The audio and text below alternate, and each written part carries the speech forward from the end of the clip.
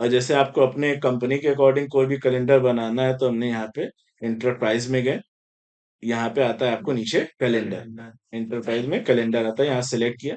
अब यहाँ पे देखोगे आपका ग्लोबल रिसोर्स एंड प्रोजेक्ट, मतलब एक को अगर बनाना आप लर्न कर लिए तो आप बाकी तीनों को भी कर लो, क्योंकि बाकी सबके भी process as it is same होते हैं, कोई चेंजेस नहीं होता। तो जैसे हमने यहाँ पे ग्लोबल लिया, अब यहाँ पे आपके कैलेंडर पहले से बहुत सारे बने हुए हैं, ठीक है।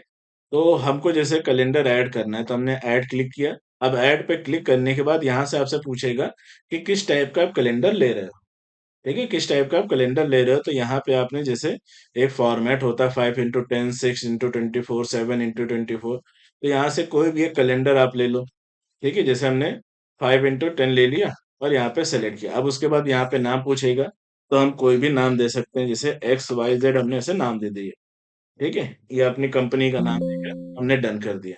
उसके बाद यहाँ पे जाएंगे मॉडिफाई, मॉडिफाई में गए। तो जैसे आप मॉडिफाई में जाओगे तो यहाँ पे देखोगे टोटल वर्क आवर, और यहाँ पे आता है डिटेल वर्क आवर। अब टोटल वर्क आवर में आप देखोगे तो ये सबसे पहले यहाँ पे आपको कलर देखना है। ये हमारा स्टैंडर्ड कलर, ये नॉन वर्क, मतलब ये जो कलर आता है ये हमारा नॉन वर्किंग का कलर होता है। और ये आपका जो रहता है एक्सपेक्टेशन, मतलब जैसे हाफ वाइट रहेगा आपका, ठीक है। इसमें क्या होता है कि जैसे कहीं पे हाफ डे हो गया, कहीं पे सडनली लीव हो गई, तो उस दिन के लिए आप इसको अप्लाई कर सकते हो। अब यहाँ पे देखोगे संडे और सैटरडे दोनों आपके क्या है, हॉलीडे है, यानी वीकडे।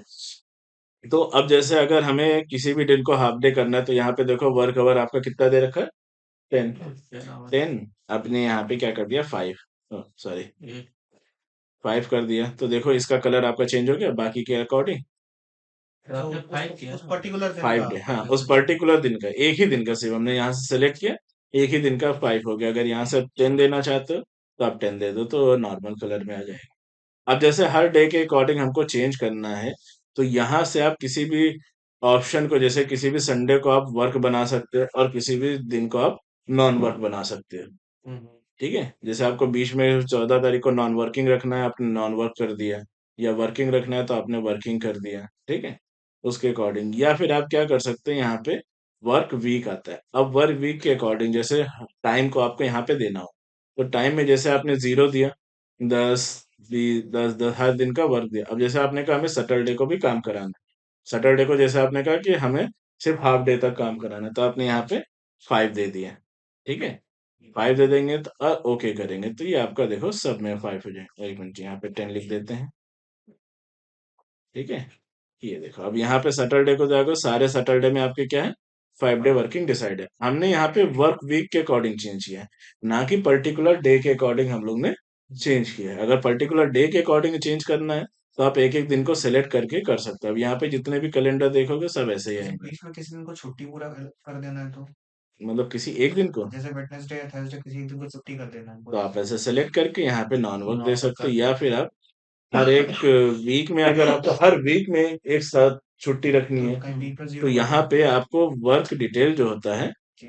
वो आपको 0 कर देना है, ठीक है। मतलब बाय मतलब पर्टिकुलर एक दिन में जो करना हो, हाँ मतलब बाय डिफॉल्ट अगर एक ही दिन अगर रखना है हाँ, नॉन वर्क तो कर हम दो। उसमें सेलेक्ट करके या उसको तो आप ऐसे नॉन वर्क कर दो हो जाएगा। तो भी हो जाएगा, हम्म, ठीक है। या फिर आप क्या कर सकते हो, पर्टिकुलर सेलेक्ट किया, बस ठीक। या वर्क वीक में जो हर हफ्ते में किसी एक दिन आपको छुट्टी रखना है या हाफ डे रखना है, तो आप यहाँ से टाइम पीरियड चेंज कर सकते हो, तो आपका चेंज हो जाएगा, ठीक है। अब इसमें जैसे नेक्स्ट आता है टाइम पीरियड। अब टाइम पीरियड में क्या होता है, जैसे पर डे आप कितने घंटे काम कर रहे हैं, 10 आवर पर डे। वीक में आप कितने घंटे काम करें, तो 7 इंटू, मतलब 5 इंटू मल्टीप्लाई करेंगे या 6 इंटू मल्टीप्लाई करके वैल्यू रख देंगे। आवर ऑफ मंथ आप मल्टीप्लाई कर दो, ईयर ऑफ आपका करना है तो आप उससे मल्टीप्लाई करके आप पूरा डिटेलिंग के अकॉर्डिंग चेंज कर सकते हैं।